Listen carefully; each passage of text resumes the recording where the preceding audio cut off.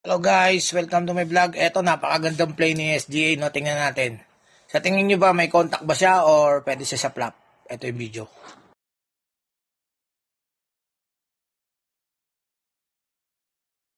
Yung isa, panoorin nyo mabuti. Para sure ball tayo, guys. Let's watch this.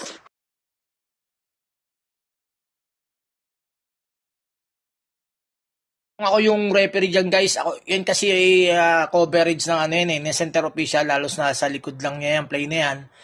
For my point of view, hindi ko tatawagan siguro yan kasi minimal lang yan eh. Parang medyo wala talaga siyang contact. Pero kung talagang hindi ko yan natawagan at kung may warning na dyan yung yung pinaka-opensa, te-technicalin ko na yan. Kasi flopping na yan sa akin eh. Ewan, sa inyo mga kapitos, ano sa tingin nyo? Pwede po kayong mag-comment dyan. Salamat sa panood ng mga videos ko palagi. Please follow, like, and share. Bye-bye. God bless.